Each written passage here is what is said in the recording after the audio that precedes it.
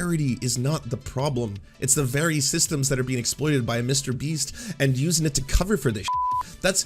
And no one talks about that. They only like talk about how glorious Mr. Beast is. We have to adore Mr. Beast. We have to praise Mr. Beast. On the other side, you got Keemstars who are like, if you don't be careful, Mr. Beast is gonna freak out because you're not honoring how amazing his charity work is. No, it's the turning that into a show, and especially to do it to cover up corporate crimes.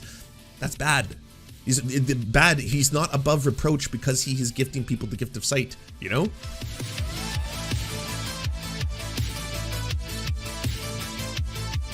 Alright, I gotta pause for 1 second. Baby blogger, you want attention? You only ever pop in here because there's a DGG take that all of a sudden is like, I have to tell Lance immediately, DGG is not happy for him. Your DGG and Destiny have falsely accused me of supporting a terrorist organization. Do you think that you're always like, you're not responding, why aren't you answering me, why won't you answer about this? You want to derail this show every single time you come in here just to be like, this is the latest take that DGG doesn't agree with you, Lance. Okay. All right, they don't agree with me. They don't see the nuance in the fact that, yeah, I'm against Mr. Beast in the fact that he does a lot of fucked up shit. Not the charity. It's good that people who can't see can see. I was very clear on that. It's good that people who didn't have shoes have shoes. Thanks, Mr. Beast. That doesn't forgive all the other fucked up shit he does. From, downplaying what solitary confinement is, what the prison experience is, what the prison conditions are, doing greenwashing for an entire campaign where everyone's supposed to fucking be like, we're cleaning up the ocean. Look, we're taking all the plastic. I was a part of that, motherfucker. I was like participating. I was donating money. And you're like, Team C's, we're cleaning the ocean. And turns out the actual machines that do this, they're sponsored by the biggest plastic polluters in the world, including Coca-Cola. No one talks about that, but this entire thing doesn't actually clean a lot of plastic out of the ocean. It takes very, very little out of the ocean. In fact, it just really distracts us from the fact that if you want to stop plastic pollution, then these companies like Coca-Cola have to turn off the spigot. That's how you stop it. You stop it by stopping pouring more fucking plastic bottles into the ocean.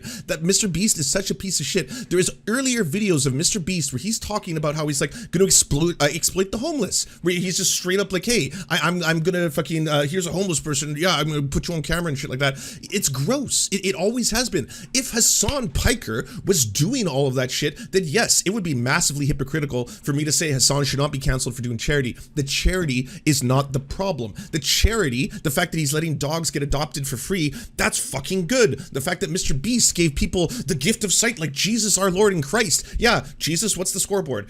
Jesus 6, Mr. Beast 1,000. Fucking, oh, that's good. It's good people can see, but guess what? I can't do that sketch in Canada. I can't, because it's covered by our fucking public healthcare system. That, like, a Mr. Beast of Canada could not do the same thing, and he should not be able to. You shouldn't be able to do disability porn. That's what you're doing. He's like the P.T. Barnum of the modern era, where it's like, hey, step up once and for all, come into my circus, buy a ticket, every one of you, buy a ticket, and look, I will show you how I will cure disabled people. People who have disabilities, they won't have disabilities anymore because I'm going to, out of the goodness of my own heart, suddenly give them these gifts. Look at how benevolent I am. And yes, there's going to be a couple sketches where I do solitary confinement, but I mean, people are voluntarily agreeing to be a part of it. Someone is like, hey, I will take the $1,000 to be a part of this right now. Cool. I will do that. I don't give a fuck if people can have eyesight. That's good. The charity is not the problem. It's the very systems that are being exploited by Mr. Beast and using it to cover for this shit.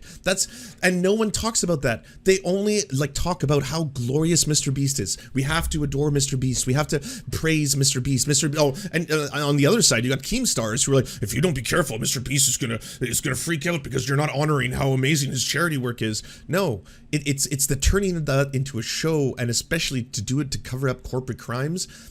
That's bad. He's not above reproach because he is gifting people the gift of sight, you know? Okay, baby, this is the last time you are distracting us from our good friend Olaimi's video, because this video is amazing and I don't want more distractions on it. He wants to fix the system as well. Please watch the video on Mr. Beast's philanthropy and the problems with it inherent into capitalism.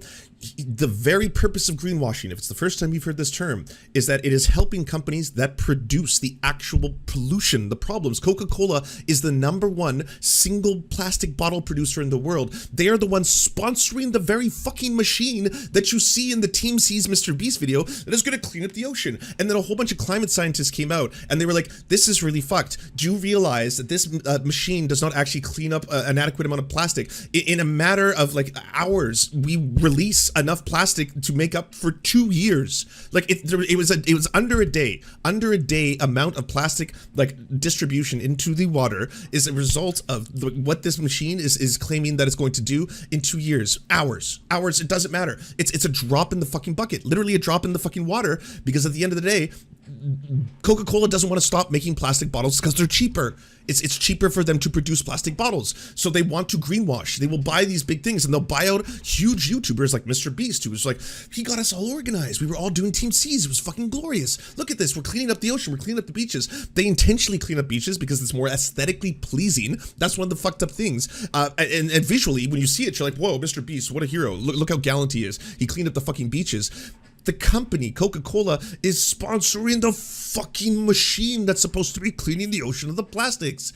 That's him for sale. I have friends in finance who have apparently said that Mr. Beast's catalog is worth billions. They have made offers. Financial institutions have made offers to buy his catalog in billions. Yes, B. He is now translating every Mr. Beast video into multiple languages using celebrities in other countries on YouTube. He tells you at the surface, hey, I don't make money on my one Mr. Beast channel.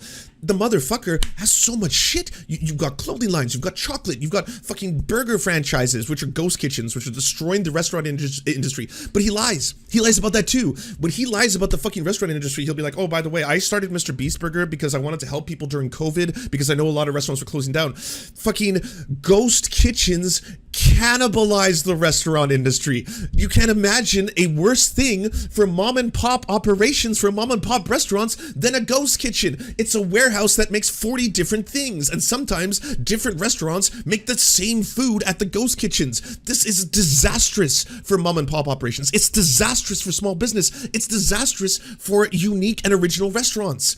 And he's 100% a part of the problem. He's literally the biggest part of the problem when it comes to ghost kitchens, because he's the biggest fucking franchise. And it's also disgusting. I gotta be honest with you. Mr. Beast Burger is one of the worst culinary experiences I've had in a very long time.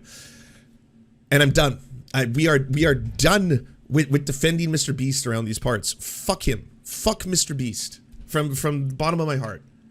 Do you enjoy the Serfs but prefer not to have to use your eyeballs? Many are saying this. Well, we've got the solution for you. It's the Serf Times in podcast form. Available on most major podcasting networks now. If you enjoy it, please consider leaving a good review and feedback because it really helps the show out, apparently, and it's free, just like the podcast.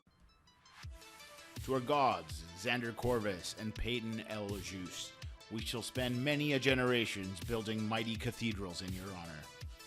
To our monarch, Tom Spiker, we are but your oafish jesters, here to offer you a laugh at any opportunity.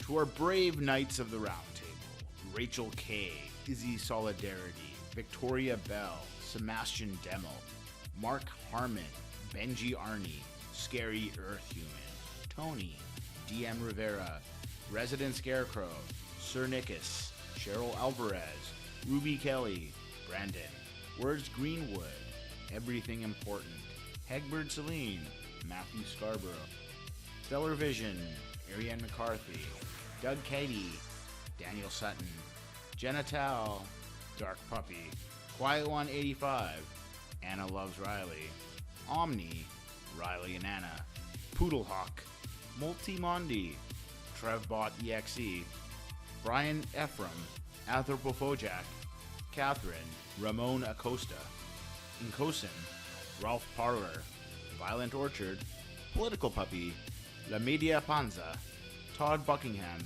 and Todd La Jeunesse. We salute our valiant heroes off to fight injustice everywhere.